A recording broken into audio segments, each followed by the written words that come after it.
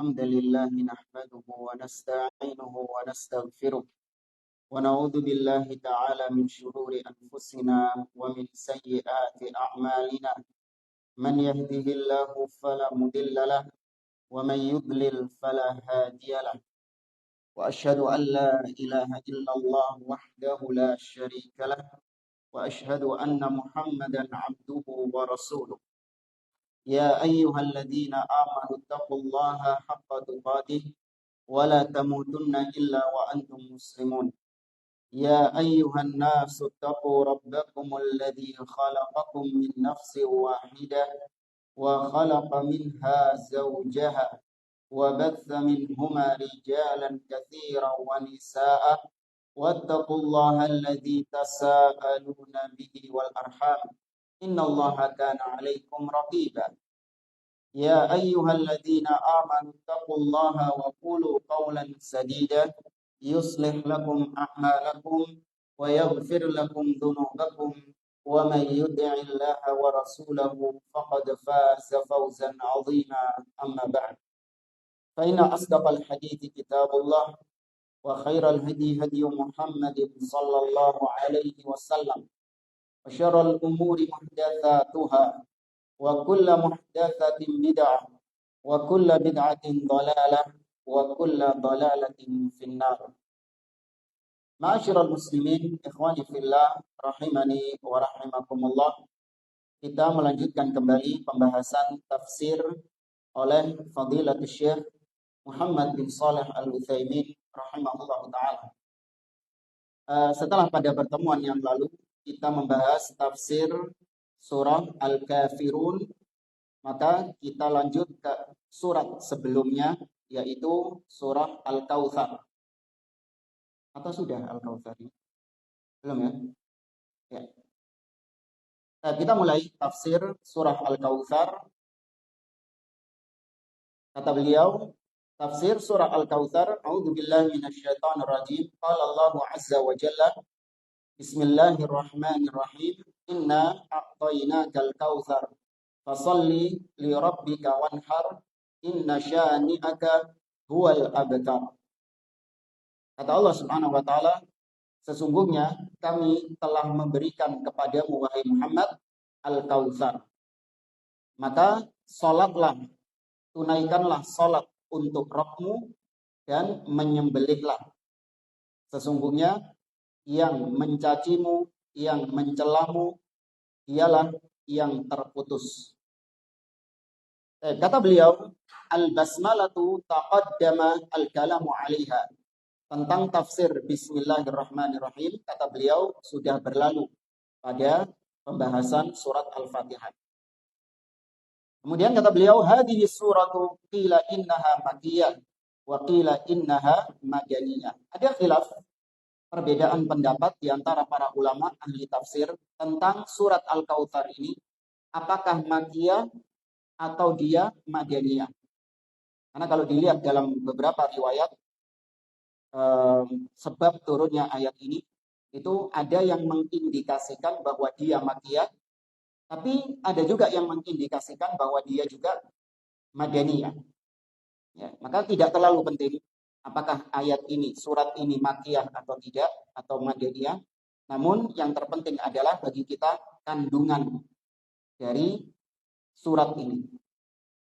Wal makki huwa alladhi nazala qabla hijratin Nabi sallallahu alaihi wasallam ila al-Madinah, sawa'un nazala fi Makkah aw fil Madinati aw fi at-tariq fi as-safar.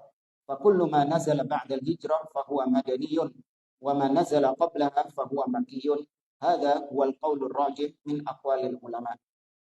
Ini sudah kita bahas. Apa bedanya Makkiyah dan Madaniyah? Hampir tiap surat mesti kita ulang.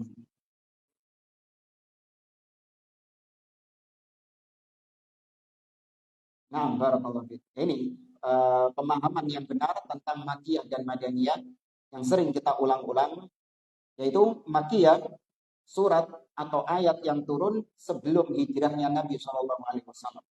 Mau itu di Mekah atau di tempat manapun, atau bahkan mungkin ketika Nabi safar turun ayat. Maka kalau itu sebelum hijrah disebut dengan Makkiyah. Nah, Madaniyah sebaliknya, yaitu surat atau ayat yang turun setelah hijrahnya Nabi Shallallahu Alaihi Wasallam, entah itu turunnya di Madinah ataupun turunnya di Mekah atau turunnya ketika perjalanan. Yang penting setelah hijrah itu disebut Madaniyah. Jadi melihat waktu, bukan melihat tempat. Yaqulullah azza wa jalla mukhatiban an-nabiy sallallahu alaihi wasallam. Dalam surat ini Allah berbicara kepada Nabi sallallahu alaihi wasallam. Jadi yang diajak bicara, ya, fokus pembicaraan pada ayat ini adalah Nabi Muhammad sallallahu alaihi wasallam. Allah mengatakan inna a'tainakal kautsar. Sesungguhnya kami telah memberikan kepadamu wahai Muhammad. Nah, ini yang kita sebutkan tadi. Memberikan kepadamu. Mu maksudnya di sini siapa? Rasulullah Shallallahu alaihi wasallam. Ya, sesungguhnya kami telah memberikan kepadamu Al-Kautsar. Baik. Kenapa dalam ayat ini Allah kok menggunakan nahnu? Kami. Kenapa kok enggak menggunakan ana? Kenapa Allah enggak mengatakan ini a'taitukal kautsar? Sesungguhnya aku telah memberikan kepadamu wahai Muhammad Al-Kautsar. Kenapa kok pakai kami? Apakah menunjukkan berarti Allah itu banyak oknumnya? Seperti klaimnya orang-orang Nasoro, Allah itu oknumnya banyak. Bukan cuma satu person saja, tapi banyak. Makanya kalau orang Nasoro ada 3 oknum. Ya, Bapa, Putra, dan Roh Kudus. Itu satu kesatuan. Dan mereka juga mengatakan di Quran saja Allah mengatakan kami. Kami itu satu atau banyak? Banyak. Bagaimana jawabannya? Ya, Bang? Bukan yang diajak bicara. Yang berbicara ini, dia menggunakan kata ganti jamak, plural, nahnu. Tidak menggunakan ana, saya, tapi menggunakan kami. Sedangkan kami itu menunjukkan banyak, lebih dari satu. Gimana jawabannya? Kalau nggak salah pernah kita singgung.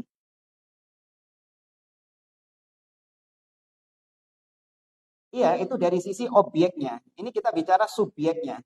Allah yang berbicara ini menggunakan kata ganti kami.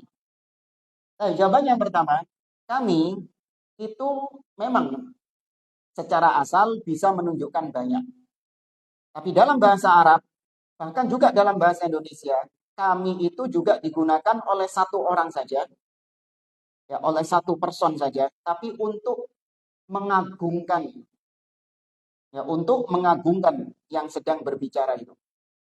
Contoh misalnya, saya ketika berbicara kepada Anda, saya menggunakan kata kami. Kami ketika itu sedang melakukan perjalanan umroh.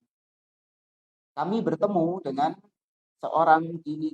Saya menceritakan pengalaman saya, tapi menggunakan kata kami. Sering nggak Anda mendengarkan seperti itu?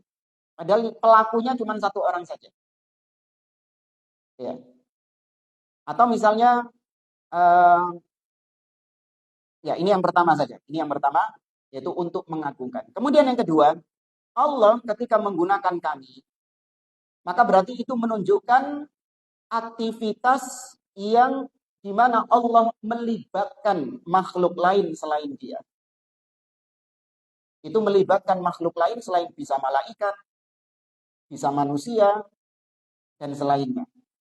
Kalau aktivitas itu dilibatkan makhluk lain di dalamnya, maka Allah menggunakan kata kami. Meskipun yang melakukannya itu Allah yang pertama kali. Kalau bingung, contoh. Ayat ini Allah mengatakan, sesungguhnya kami memberikan kepadamu wahai Muhammad Al-Kautsar. Apa itu Al-Kautsar? Al-Kautsar adalah Al-Khairul Katsir. Kebaikan-kebaikan yang banyak. Baik di dunia ataupun di akhirat. Nabi mendapatkan kebaikan-kebaikan yang banyak. Berupa harta, berupa makanan, berupa rizki ini dan seterusnya. Baik. Allah yang memberikan Nabi kebaikan ini. Ya enggak? Tapi dalam realisasinya Allah melibatkan makhluk lain. Yaitu Allah jadikan para malaikat. Ya, Allah jadikan sebagian manusia yang memberikan kebaikan ini kepada Nabi SAW. Intinya ada keterlibatan makhluk lain. Ya, ada keterlibatan makhluk lain di situ. Contoh lagi misalnya, Allah mengatakan, Inna anzalnahu fi lailatul qadar. Sesungguhnya kami menurunkan Al-Quran pada malam Al-Qadar. Yang menurunkan Al-Quran itu seharusnya siapa? Allah saja kan? Tapi kenapa Allah gunakan kami? Karena ternyata dalam proses penurunannya Allah libatkan makhluk lain di situ. Siapa yang menurunkan wahyu? Mengantarkan wahyu ini kepada Nabi SAW? Jibril. Allah mengatakan dalam ayat yang lain, Inna nahnu nazzalna dzikra wa inna lahu lahafizun. Sesungguhnya kami yang menurunkan ad-dzikr, yaitu Al-Quran, dan kami yang menjaga Al-Quran. Allah yang menjaga Al-Quran, tapi dalam realisasiannya Allah libatkan makhluk-makhluk yang lain dalam penjagaan Al-Quran. Allah menjaga Al-Quran agar tidak dirubah-rubah, agar tidak diganti-ganti ayat-ayatnya, sebagaimana kitab apa? Taurat dan Injil. Allah jaga. Bagaimana caranya Allah menjaga Al-Quran biar nggak dirubah-rubah? Allah libatkan makhluk lain. Apa itu? Para penghafal-penghafal Al-Quran. Ya, Allah jadikan Al-Quran mudah untuk dihafalkan. Walaqad yassarnal Qur'ana lidzikri fahal min muddakir. Ya, Allah jadikan para penghafal-penghafal Al-Quran ini yang menjaga tekstual. Ya, Al-Quran secara teksnya. Demikian juga secara pemahamannya. Al-Quran bukan hanya dibaca, dijaga teksnya saja sama Allah. Tapi penjagaan Allah itu juga dari sisi pemahaman terhadap Al-Quran. Karena bisa saja teksnya ini masih orisinil, tapi pemahaman terhadap ayat itu yang sudah menyimpang. Bisa nggak? Nah, itu yang terjadi. Qurannya sama, tapi pemahamannya yang berbeda. Nah, Allah menjaga pemahaman ini. Jangan sampai ada pemahaman-pemahaman rusak yang merusak tafsir Al-Quran itu. Dengan cara apa Allah menjaganya? Kalau tadi lewat para penghafal Al-Quran. Kalau ini lewat siapa? Para ulama. Ya, para ulama-ulama yang menjaga pemahaman terhadap Al-Quran itu. Setiap kali ada pemahaman yang menyimpang, mereka luruskan. Mereka bantah pemahaman itu. Mereka jelaskan kepada manusia bahwa tafsiran ini adalah tafsir yang salah, tafsir yang keliru. Itu bentuk penjagaan Allah terhadap Al-Quran. Yang menjaga Allah. Tapi dalam realisasiannya, Allah libatkan sebagian makhluknya. Paham? Nah, maka dari sini Allah menggunakan kata-kata kami. Bukan karena Allahnya banyak. Tapi ada keterlibatan makhluk lain yang Allah libatkan di situ. Berbeda ketika itu urusan yang hanya Allah Subhanahu wa taala sendirian dalam urusan itu. Seperti misalnya urusan sembah menyembah, urusan tauhid. Ya, urusan tauhid Allah nggak pernah pakai kata-kata kami.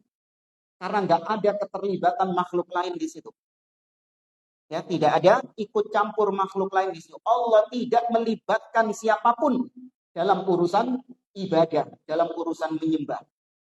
Makanya Anda dapati pasti ketika sedang membahas ibadah, sedang membahas tentang sembah menyembah, Allah nggak pernah pakai kata-kata nahnu. Pasti Allah menggunakan ana, aku. Apa contohnya? Allah mengatakan misalnya dalam surah Ad-Dariyat, wa ma khalaqtul jinna wal insa illa liya'buduni. Dan tidaklah aku ciptakan jin dan manusia melainkan agar mereka menyembah kami. Apaku? Menyembahku. Satu, bukan kami. Karena yang dibicarakan masalah apa ini? Masalah tauhid, masalah sembah menyembah. Allah juga mengatakan dalam surat Thaha, Allah mengatakan kepada Nabi Musa alaihissalam, innani anallah. Innani anallah. La ilaha illa ana. Fa'budni wa aqimis salata li dzikri. Kata Allah, sesungguhnya aku, bukan kami, sesungguhnya aku adalah Allah. Tidak ada ilah, tidak ada sesembahan yang patut untuk disembah dengan benar kecuali aku atau kami? Aku. Karena ini urusan tauhid. Ya.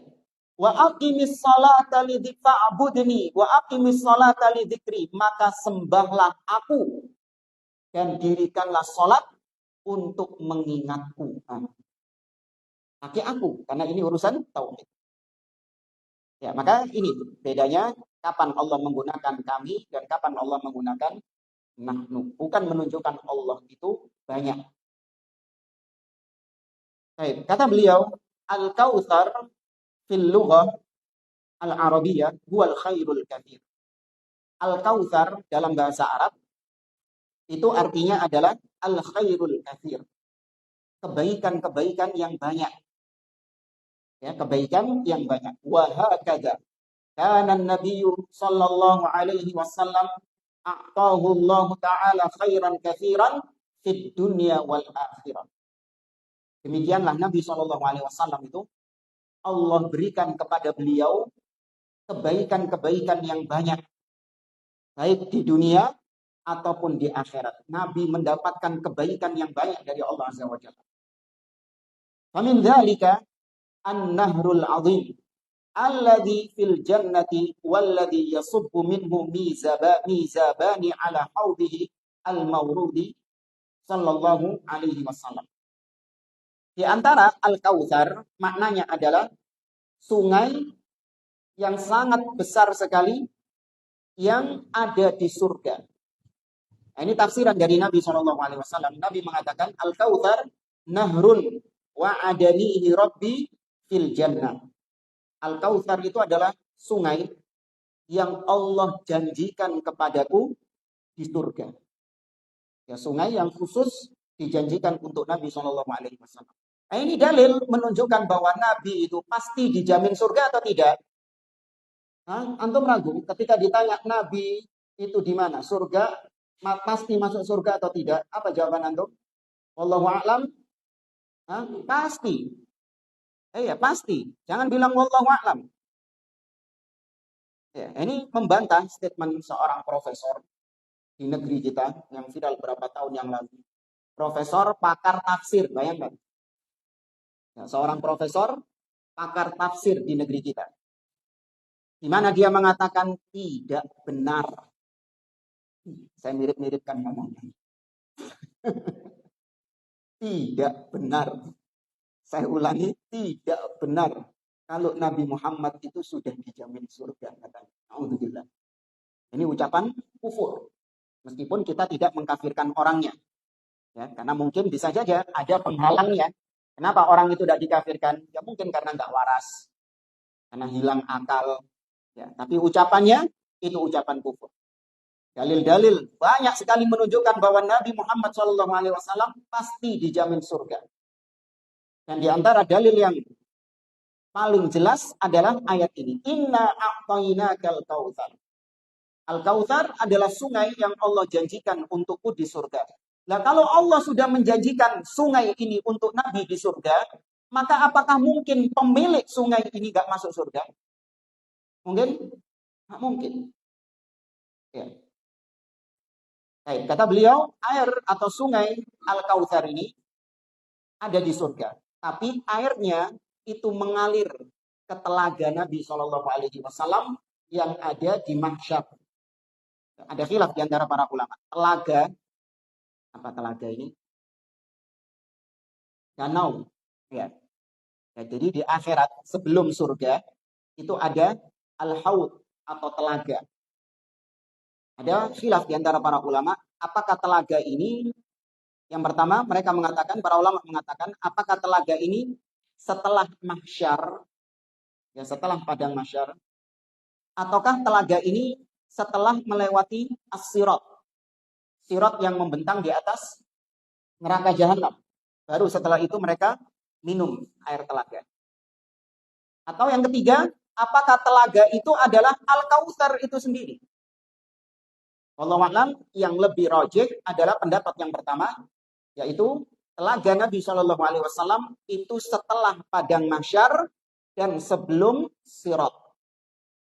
Ya, setelah padang mahsyar dan sebelum melewati as-sirat. Karena manusia ketika itu sangat kehausan. Ya, di padang mahsyar itu manusia sangat kehausan. Mereka butuh air karena matahari itu didekatkan dengan jarak yang sangat dekat. Ya, tudna syamsu qadra mil. Matahari didekatkan dengan jarak 1 mil di atas kepala. Nah, bagaimana sifat telaga ini? Tadi air Al-Kautsar, ya, airnya Al-Kautsar itu dialirkan dengan 2 talang. Ya, dengan 2 talang yang terbuat dari emas, kata Nabi Shallallahu Alaihi Wasallam, mengalir ke telaga itu. Nah, jadi sumber air telaga itu adalah sungai Al-Kautsar. Ma'uhu, ini sifat dari telaga Nabi. Ma'uhu asyaddu bayadon minal laban. Air telaga ini, atau Al-Kautsar juga, itu lebih putih daripada susu. Ya, lebih putih daripada susu. Wa ahla madzaqan minal asal. Lebih manis rasanya daripada madu. Ya, lebih manis rasanya daripada madu. Buat laki-laki ya, cuman kalau madu buat istri itu beda lagi. Ya, nggak manis. Kalau istri dengar madu itu katanya nggak ada madu yang manis itu. Hah? Madu itu semua apa? Pahit katanya. Tapi kalau bagi suami-suami itu madu itu manis. Ayo. Kemudian wa'at ya raihatan minal misk. Baunya, aromanya air telaga itu lebih harum daripada misik. Kaidahnya, semua hal-hal yang Allah sebutkan atau yang disebutkan oleh Nabi Shallallahu Alaihi Wasallam tentang akhirat itu jangan dikiaskan dengan benda-benda yang ada di dunia ini. Beda. Hanya namanya saja sama, tapi hakikatnya harus diyakini berbeda. Kita nggak tahu. Kata Nabi Shallallahu Alaihi Wasallam, Allah berfirman, "A'datu li'ibadi ma la 'ainun ra'at, wa la udhunun sami'at, wa la khatara 'ala qalbi bashar." Kata Allah dalam hadits qudsi, aku telah persiapkan bagi hambaku di surga nikmat-nikmat yang tidak pernah dilihat oleh mata mereka, tidak pernah didengar oleh telinga mereka, dan tidak pernah terbetik dalam hati mereka. Jadi kalau disebutkan tadi lebih putih daripada susu, lebih manis daripada madu, lebih harum daripada kasturi. Nah, ini jangan disamakan dengan madu di dunia, dengan susu yang ada di dunia, ya, dengan kasturi yang ada di dunia, beda. Ya, bahkan Allah sebutkan misalnya dalam surah Muhammad, sungai yang ada di surga itu bermacam-macam. Ya, sungai-sungai yang ada di surga itu bermacam-macam. Kata Allah Azza wa Jalla, wa anharun min labanin lam yataghayyar ta'muh. Ada sungai-sungai susu yang tidak berubah rasanya. Ya, sungai susu yang tidak pernah berubah rasanya. Ini berbeda dengan susu yang ada di dunia. Susu yang ada di dunia, ditinggal sebentar sudah apa? Sudah kecut, sudah basi rasanya. Tapi sungai yang ada di akhirat, yang ada di surga, itu tidak berubah rasanya. Wa anharun min asalin wa anharun min khamril ladzatin lisyaribin. Dan ada sungai-sungai yang terbuat dari khamr, mengalir khamr di situ, yang sangat mengenakkan, melezatkan bagi orang-orang yang meminumnya. Nas'alullah min fadli. Ya. Ini jangan disamakan dengan khamr yang ada di dunia. Khamr yang ada di dunia bukan malah mengenakkan, tapi menyakitkan. Ya, bikin penyakit. Kemudian kata Nabi, kata Allah Azza wa Jalla dalam surah Muhammad, wa anharun min asalin musaffa. Dan sungai-sungai yang terbuat dari madu yang murni. Ya, ini tentu berbeda dengan madu yang ada di dunia. Kata Abdullah bin Abbas, ma fil jannati mimma fid dunya illal asma. Apa-apa yang ada di surga dengan apa-apa yang ada di dunia itu cuma namanya saja yang sama. Ya, cuman namanya saja yang sama, tapi hakikatnya itu jauh berbeda. Ya, hakikatnya jauh berbeda. Harum sama, harum di dunia juga harum. Tapi hakikat harumnya berbeda dengan harum yang ada di dunia. Wangi, wangi. Manis. Ya, sama-sama manis. Di dunia manis, di surga juga manis. Tapi manisnya berbeda antara dunia dengan akhirat. Ya, sama, namun hakikatnya berbeda. Kalau antum bingung, seperti misalnya, saya ada minyak wangi. Baik, saya punya parfum. Enggak usah, enggak usah. Oh, buat contoh tok kok. Ya, jazakallah.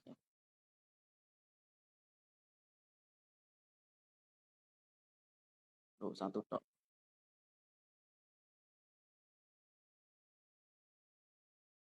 Saya punya parfum.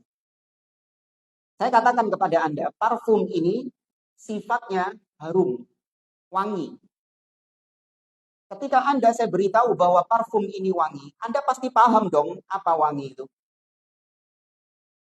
Hah? Wangi itu pasti paham kan maknanya wangi apa? Lawan katanya apa? Nah, lawan katanya wangi busuk. Anda pasti paham. Tapi bagaimana hakikat wanginya ini? Sama nggak dengan wangi? Kalau ada minyak wangi di situ, sama nggak hakikat wanginya? Berbeda. Sama-sama wangi, tapi hakikat wanginya berbeda. Paham ya maksud saya? Pahit misalnya. Ya, sama nggak pahitnya puyer sama pahitnya kopi? Kalau sama pahit, rasanya sama-sama pahit. Ya kan? Anda minum kopi, tapi gula loh ya. Iya, nggak pakai gula. Anda minum kopi, Anda katakan ini pahit. Tapi Anda minum puyer, Anda juga katakan ini pahit. Dua-duanya juga pahit. Tapi pahitnya kopi beda sama pahitnya puyer. Kopi sepahit-pahitnya itu tetap ada orang yang meminumnya. Ya kan? Sepahit-pahitnya kopi itu banyak orang-orang yang meminumnya. Bahkan kalau orang-orang dulu itu minum kopinya itu mesti nggak pakai gula. Atau bahkan sebagian orang sekarang juga pakai kurma. Yang ngunyah kurma baru kemudian nyeruput kopi. Biasanya gitu. Enak, nikmat. Ya. Sama-sama pahit, tapi berbeda hakikat pahitnya. Tapi ini maksud saya, apa-apa yang ada di surga berbeda dengan apa-apa yang ada di dunia. Jangan dikiaskan, jangan disamakan. Karena kalau disamakan, menyebabkan kita akhirnya nggak pengen masuk surga. Lihat di sini. Nabi mengatakan bahwa air telaga itu ahla minal asal. Lebih manis daripada susu. Orang yang kena diabetes, pedih mlebu surga. Ya kan? Orang yang kena gula, takut masuk surga ini. Dia bayangkan manisnya itu seperti manis dunia. Waduh, repot ini kalau nanti di akhirat disuruh minum air telaga ini. Iya, nanti airnya naik gula darah saya. Umat nanti akhirnya diabetes saya, naudzubillah. Nah, enggak. Harus dijelaskan berbeda antara yang di surga dengan yang ada di dunia. Demikian juga Allah menyebutkan tentang bidadari-bidadari surga. Dalam surah Ar-Rahman misalnya. Allah mengatakan ka'annahunnal yaqutu wal marjan. Bidadari surga itu seperti mutiara ya dan ya marjan berlian, putihnya seperti mutiara, beningnya seperti berlian. Antum bayangkan ada perempuan kayak gitu. Hah? Putihnya itu kayak mutiara gitu, uang mayat gitu kan. Beningnya seperti berlian. Ya, tambah medeni hari bening. Enggak berbeda antara yang ada di surga dengan yang ada di dunia. Kembali lagi di sini.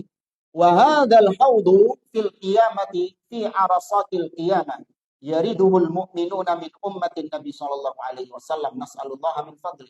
Kata beliau, telaga ini itu ada pada hari kiamat, yaitu di pelataran hari kiamat. Maksudnya di padang mahsyar. Ya, setelah padang mahsyar. Yang mana orang-orang beriman dari umatnya Nabi sallallahu alaihi wasallam akan mampir dan akan meminum air telaga tersebut. Ya, semoga kita termasuk di antara orang-orang tersebut. Kemudian wa aniyatuhu kanujumis sama kathratan wa husnan. Jumlah gelas-gelasnya, ya gelas-gelas yang ada di telaga itu sebanyak jumlah bintang yang ada di langit. Ya, sebanyak jumlah bintang yang ada di langit. Baik dari sisi jumlahnya ataupun dari sisi keindahannya. Ya, dari sisi jumlahnya seperti bintang di langit, dari sisi keindahannya juga seperti bintang di langit. Karena telaga Nabi luas. Ya, kata Nabi SAW dalam berbagai macam riwayat, tuluhu minal bukan Madinah. Minal aila ila son'a. Panjangnya telaga itu dari aila. Aila itu Syam. Sampai ke Son'a. Son'a di mana? Yaman. Ya, telaga Nabi luasnya seperti itu. Tuluhu wa arduhu sawa. Panjang dan luasnya sama. Meskipun para ulama khilaf apakah telaga Nabi itu murabba atau mudawwar. Ya, apakah telaga Nabi itu bentuknya kotak atau bulat. Ini perbedaan yang enggak terlalu penting. Yang penting telaga Nabi itu besar. Ya, telaga Nabi SAW besar karena umat beliau banyak. Setiap nabi itu punya telaganya sendiri. Nabi SAW mengatakan, Inna likulli nabiyyin haudhan yatabahawna fihi man aktaru waridan. Atau kama qala sallallahu alaihi wasallam. Kata Nabi, sesungguhnya setiap nabi itu punya telaganya masing-masing. Mereka saling berbangga siapa di antara mereka yang paling banyak pengunjung telaganya. Dan Nabi Muhammad SAW adalah yang paling banyak pengunjungnya. Ya, yang paling banyak pengunjung telaganya. Karena beliau adalah nabi untuk semua manusia. Kalau nabi-nabi yang lain hanya khusus buat kaumnya saja. Tapi kalau Nabi SAW buat seluruh manusia. Kemudian faman kana waridan ala syari'atihi fid dunya kana waridan ala haudhihi fil akhirah. Barang siapa ketika di dunia dia berpegang dengan syariat Nabi Muhammad SAW, mengikuti Nabi Muhammad SAW, maka di akhirat dia akan diizinkan untuk minum air telaga Nabi SAW. Ini salah satu kiat untuk supaya kita diizinkan minum air telaga. Karena nanti kita sebutkan ada orang-orang yang ditolak untuk minum air telaga. Di antaranya adalah orang-orang yang murtad dari agamanya. Kemudian juga ahlul bid'ah. Orang-orang yang jatuh dalam perkara-perkara bid'ah. Memunculkan perkara-perkara baru dalam agama. Ya, atau juga orang-orang yang fasik, ahli maksiat. Mereka ini orang-orang yang ditolak dari telaga Nabi SAW. Sebagaimana Nabi mengatakan kepada para sahabatnya, Nabi SAW mengatakan, Ana faradtukum alal haud. Aku menanti kalian di telaga. Aku mendahului kalian di telaga. Faman warada faqad syariba. Barang siapa yang melewati telaga, maka dia diizinkan untuk minum air telaga. Waman syariba lam yatma abadan. Barang siapa yang meminum air telaga itu, maka dia tidak akan kehausan selama-lamanya. Kemudian kata Nabi, wala yaridanna alayya aqwamun a'rifuhum wa ya'rifunani. Kemudian ada sekelompok orang yang mau masuk ke dalam telaga ini. Aku mengenal mereka dan mereka pun mengenal aku. Tsumma yuhalu baini wa bainahum. Tapi ternyata dihalang-halangi orang-orang itu. Enggak diizinkan untuk masuk ke dalam telaga. Nabi mengatakan ummati, ummati. Itu umatku, itu umatku. Kemudian dikatakan kepada Nabi Shallallahu Alaihi Wasallam, innaka la tadri ma ahdatsu ba'dak. Wa fi riwayat ma ghayyaru ba'dak. Sesungguhnya kau wahai Muhammad tidak tahu apa yang mereka adakan sepeninggalmu. Apa yang mereka karang-karang sepeninggalmu. Bid'ah dalam agama. Innaka la tadri ma ghayyaru ba'dak. Sesungguhnya kau wahai Muhammad tidak tahu apa yang mereka rubah-rubah, yang mereka ganti-ganti dari syariatmu sepeninggalmu. Ini menunjukkan Nabi sepeninggal beliau, Nabi nggak tahu kondisi umatnya bagaimana. Nabi nggak tahu apa yang dilakukan sama umatnya karena Nabi hidup di alam barzakh. Jadi jangan ada keyakinan Nabi Shallallahu Alaihi Wasallam masih gentayangan sampai sekarang. Nabi masih jalan-jalan, yang menghadiri sebagian majelis-majelisnya mereka, sehingga mereka berdiri menyambut datangnya Nabi Shallallahu Alaihi Wasallam. Enggak, ini bukan akidah ahli sunnah wal jamaah. Kita meyakini Nabi Shallallahu Alaihi Wasallam hidup, naam, ya. Namun hidupnya Nabi Shallallahu Alaihi Wasallam di barzakh. Allah berikan nikmat kepada Nabi Shallallahu Alaihi Wasallam, bukan hidup yang ada di dunia. Ya.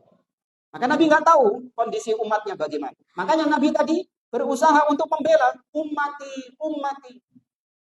Begitu diberitahu bahwa mereka ini adalah orang-orang yang suka merubah-rubah ajaran Nabi, maka Nabi nggak sudi menolong mereka. Nabi mengatakan, suhkan liman baddala ba'di. Menyingkirlah. Ngaleo.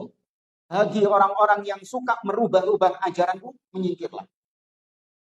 Maka berarti untuk kita diizinkan masuk ke telaga Nabi, harus orang-orang yang ittiba'us sunnah.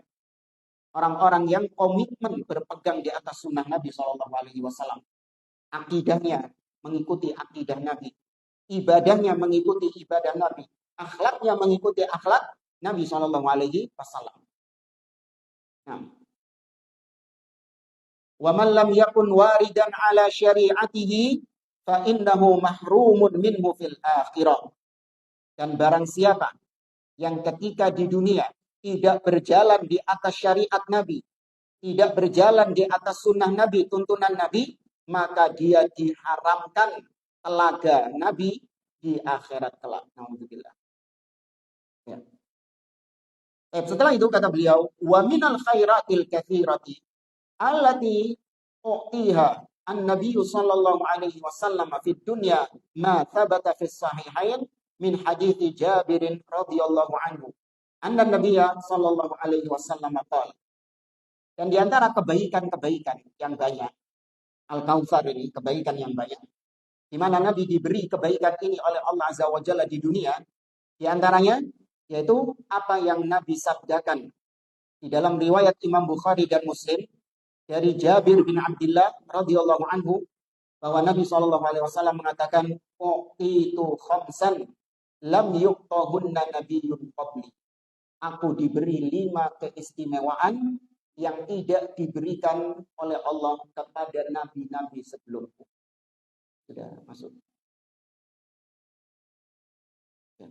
Baik, kita dengarkan adzan, setelah itu kita lanjutkan.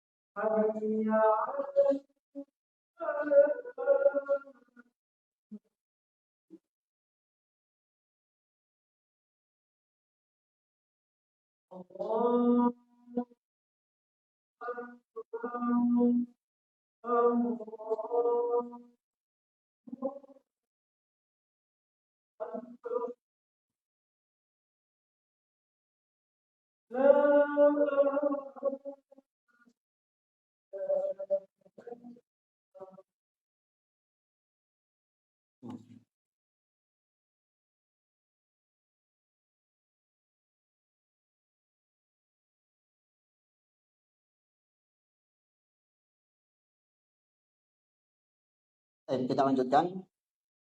Tadi kata Nabi Shallallahu Alaihi Wasallam, waktu itu khamsan lam yu'tahunna nabiyyun qabli, atau lam yu'tahunna ahadan minal anbiya qabli. Aku diberikan 5 keistimewaan yang belum pernah atau tidak pernah diberikan kepada seorang pun dari nabi-nabi sebelumku. Yang pertama, nusirtu birru'bi masirata syahrin. Aku ditolong oleh Allah dengan ar-ru'b. Apa itu ar-ru'b? Yaitu rasa takut yang Allah berikan kepada musuh. Allah jadikan musuh itu takut. Kapan? 1 bulan perjalanan sebelum aku menyerang mereka. Jadi sebelum menyerang, 1 bulan sebelum menyerang, musuh itu sudah diberi rasa takut oleh Allah Subhanahu wa Ta'ala. Ini yang pertama. Wa ju'ilat liyal ardu masjidan wa tahuran. Keistimewaan yang kedua adalah yaitu Allah menjadikan untukku bumi ini semuanya masjid dan suci. Masjid artinya bisa dipakai untuk sholat. Ya, suci juga yaitu bisa digunakan untuk sholat. Nah, ini diterangkan atau diperjelas, diperinci dalam riwayat yang lain, di mana Nabi mengharamkan beberapa tempat yang nggak boleh untuk melaksanakan sholat di situ. Pengecualian. Seperti apa? Hammam, yaitu toilet. Kemudian al-maqbarah, kuburan. Terus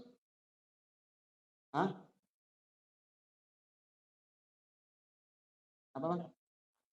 Jalan. Apa jalan?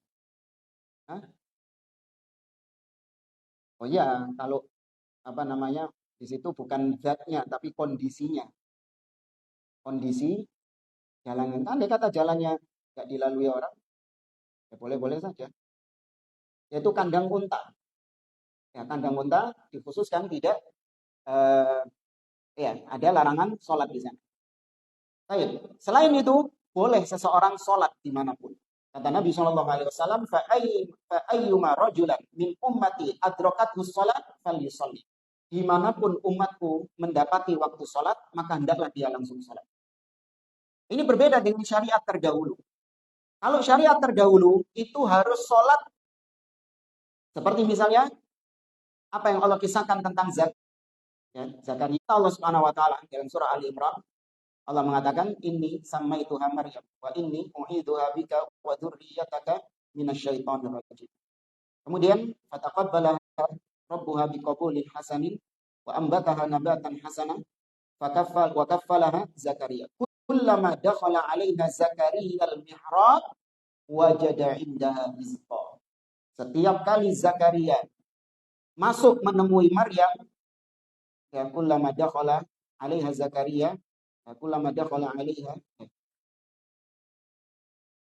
ya mihrab. Setiap kali Zakaria masuk ke mihrabnya Maryam, didapati di situ ada makanan-makanan.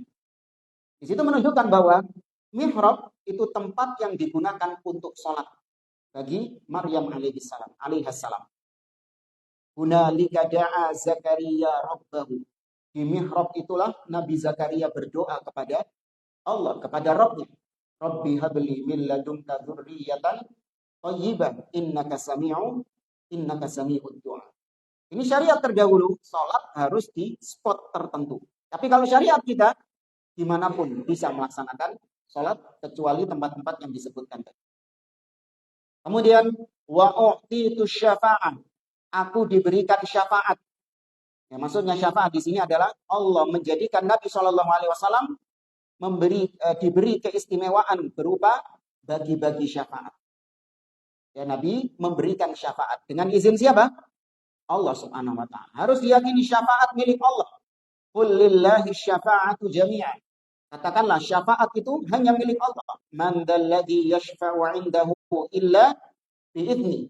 Nggak boleh kita mengatakan syafaat itu juga miliknya Nabi. Syafaat juga miliknya wali-wali. Sehingga kita boleh langsung minta kepada Nabi. Minta kepada wali. Enggak. Itu syirik kepada Allah Azza wa Jalla. Ketika seorang mengatakan, ya Rasulullah, syafi'ni. Wahai Rasulullah, berikan syafaatmu kepada. Ada syirik. Ini syirik kepada Allah Azza wa Jalla. Yang boleh adalah dia minta kepada Allah. Allahumma ij'alni Allahumma syafi' ar-Rasul sallallahu alaihi wasallam fiyya.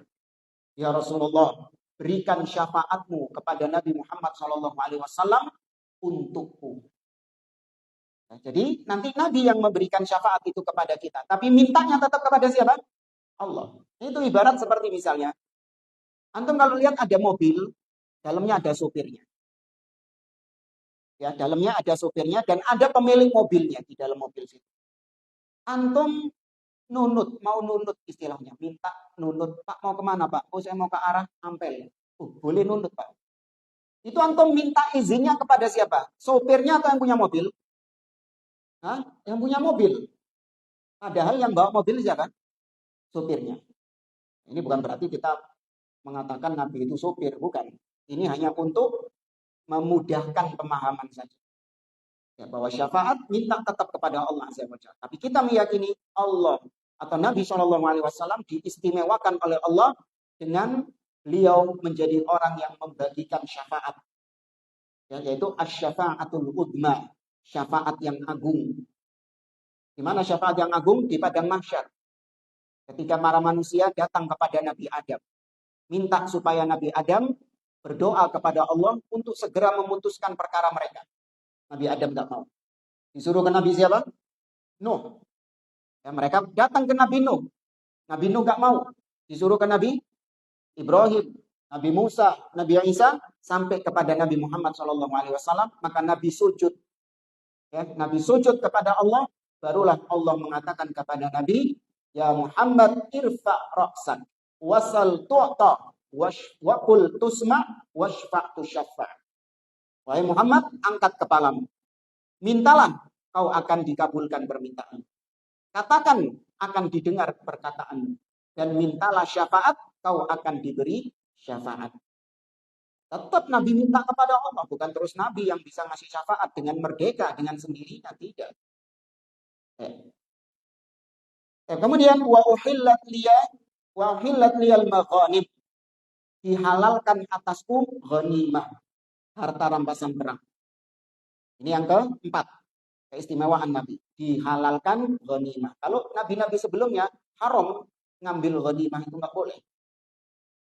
Ya, dibiarkan, digeledak gitu saja. Mari perang, setelah perang ada harta rampasannya atau hartanya musuh, dibiarkan, nggak boleh diambil, haram. Tapi Nabi Muhammad SAW dihalalkan. Wa kana an-nabiyyu bu'itsa ila qaumi khassatan wa bu'ithu ila an-nasi 'amma. Ini keistimewaan yang kelima, di mana dahulu para nabi sebelumku mereka diutus hanya kepada kaumnya saja secara khusus. Nabi Musa khusus Bani Israel. Makanya Khadir, kalau bahasa Indonesia Khidir, padahal yang benar Al-Khadir, bukan Hidir, bukan. Al-Khadir. Makanya di dalam surah Al-Kahfi, Al-Khadir itu tidak ikut syariatnya Nabi Musa alaihi salam. Karena beliau bukan dari Bani Israel. Tidak ada kewajiban untuk ikut Nabi Musa alaihi salam. Nah, berbeda dengan Nabi Muhammad, kata beliau, wa bu'ithu ilan nasi ama. Aku diutus kepada semua manusia, semua kaum, semua umat, tanpa membedakan ini kaum apa, suku apa, ras apa, enggak. Maka enggak boleh ada orang di zaman sekarang yang bisa mengaku keluar dari syariat Nabi Muhammad SAW, bikin thariqah sendiri, bikin jalan sendiri, sebagaimana kaum sufi, orang-orang tasawuf. Ya, mereka merasa punya thariqah sendiri, punya jalan sendiri, yang berbeda dengan jalannya Nabi SAW. Ini kekufuran, nggak boleh. Ya, karena Nabi Muhammad SAW itu syariatnya untuk semua manusia. Baik, saya cukupkan di sini. Sebenarnya masih panjang pembahasan tentang ayat pertama, Inna a'tainakal kautsar. Ini surat ini, subhanallah, masya Allah, meskipun suratnya pendek, tapi penjelasannya, tafsirnya sangat banyak sekali, faedahnya sangat banyak sekali. Ya, meskipun pendek dan meskipun apalagi surat ini termasuk diantara bahkan surat yang paling favorit. Ya, surat ini termasuk surat yang paling favoritnya kaum muslimin. Kenapa? Karena kandungannya yang bagus. Kenapa kok suka surat ini? Iya. Imam itu paling disukai kalau baca surat ini. Baik, Allah musta'an. Cukup ya? Ada pertanyaan? Satu saja karena sudah titik-titik. Ya.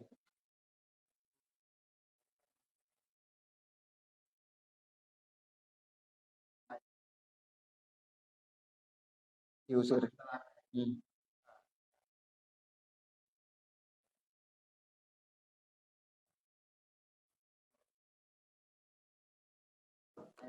Hmm.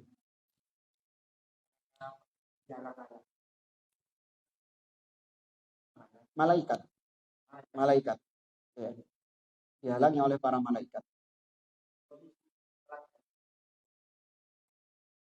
Sebelum, kalau di dalam surga itu Al-Kautsar, sungai itu yang dalam surga. Memang airnya itu mengalir dari Al-Kautsar dengan dua talang yang terbuat dari emas dan perak. Tapi posisi telaga ini itu di luar surga. Nah, di luar surga ini khilaf. Apakah ketika di padang mahsyar atau setelah sirat, jembatan yang terbentang di atas jahanam itu. Apakah setelah itu? Maka yang benar sebelum sirat. Itu yang paling logik. Karena setelah sirat itu sudah apa? Sudah surga.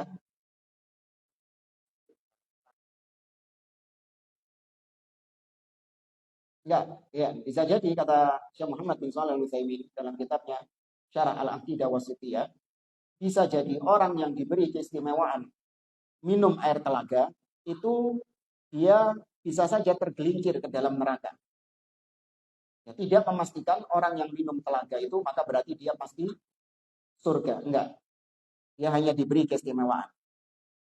Bisa minum air telaga itu dan tidak kehausan selama-lamanya. Sehingga nanti ketika kalaupun dia dimasukkan ke dalam neraka, maka dia tidak disiksa dengan siksaan berupa haus, ngelak. Karena ada banyak model siksaan di neraka. Ya kan, salah satu model bentuk siksaan di neraka adalah orang itu dijadikan kehausan. Dia minta minum, tapi ternyata diberi minum apa? Diberi minum air panas, diberi minum ghislin, nanah. Ya. Nah, orang yang minum air telaga ini, dia disiksa, namun tidak dengan siksaan haus tadi itu. Ya, wallahu a'lam. Cukup ya. Baik, kira ini bisa kita sampaikan. Kurang lebihnya mohon maaf. Aku lupa lihada. Sallallahu ala nabiyyina Muhammad wa ala alihi wa sahbihi ajma'in. Wa akhiru da'wana anil hamdulillahi rabbil alamin. Assalamualaikum warahmatullahi wabarakatuh.